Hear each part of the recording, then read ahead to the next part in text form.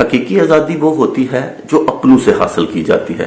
اصل میں یہ آپ کے اپنے ہی ہوتے ہیں جو آپ کو غلام بناتے ہیں۔ ایک تو بیرونی طاقتیں ہوتی ہیں جو پہلے کبھی ہوا کرتا تھا، امپیریلزم کا دور، جب ایک ملک دوسرے ملک کے اوپر یا ایک قبیلہ دوسرے قبیلے کے اوپر چڑھائی کرتا تھا اور ان کو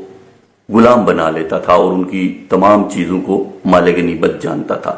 لیکن آج کل کے جمہوری دور میں حقیقی آزادی جو ہے وہ اپنوں سے ہی حاصل کی جاتی ہے۔ ویسے اس دور میں بھی اپنوں سے ہی، جو آپس میں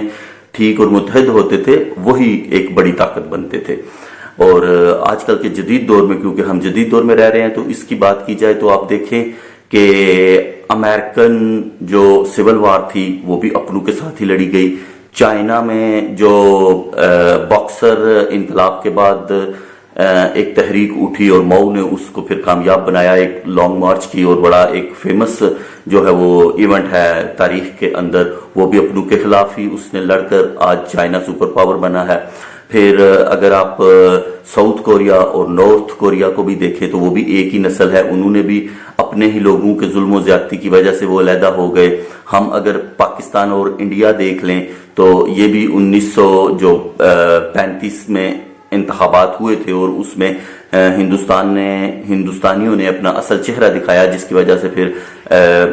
مسلمانوں نے یہ سوچا کہ اب ہمیں ایک نئی ریاست حاصل کرنے کی کوشش کرنی چاہیے۔ تو اس لیے ہم بھی، ویسے تو انڈیا پاکستان جغرافیکلی اس کو جو تقسیم کیا گیا ہے قدرتی حوالے سے، تو ہم ایک ہی لوگ ہیں، مگر یہ زیادتیاں ہی ہوتی ہیں جس کی وجہ سے پھر ہم علیحدہ ہو جاتے ہیں۔ اور آج کل جو موجودہ صورتحال ہے ملک کے اندر، وہ بھی اگر آپ دیکھیں تو یہ آپس میں ہی ظلم و زیادتی کی وجہ سے پھر انسان ایک دوسرے سے علیحدہ ہو جاتے ہیں، کٹ جاتے ہیں۔ جیسے بنگلہ دیش بھی ہمارا ہم سے جدا ہوا، تو اس کے پیچھے بھی اگر آپ محرکات دیکھیں تو آپ کو پتہ چلے گا کہ کچھ ظلم و زیادتیاں ہوئی تھی جو بعد میں منظر عام پر آتی ہیں۔ تو اس طرح سے قومیں جو ہیں وہ پھر ٹوٹ جاتی ہیں۔ تو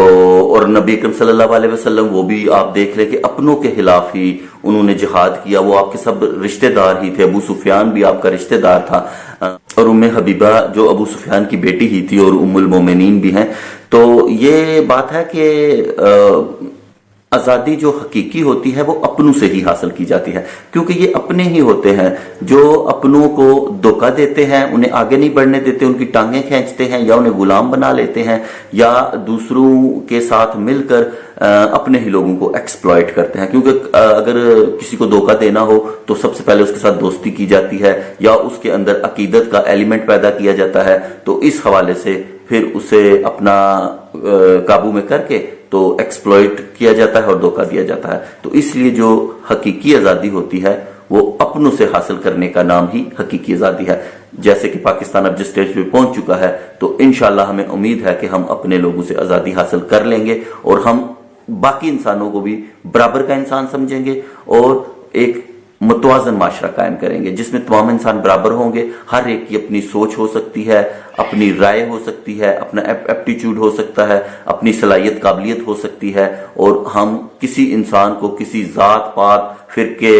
اور ان تفرقات کی بنیاد پر ان میں فرق نہیں کریں گے، بلکہ انسان کو اس کی قابلیت کی بنا پر اس کا احترام کریں گے، اور اسی کو حقیقی آزادی کہتے ہیں۔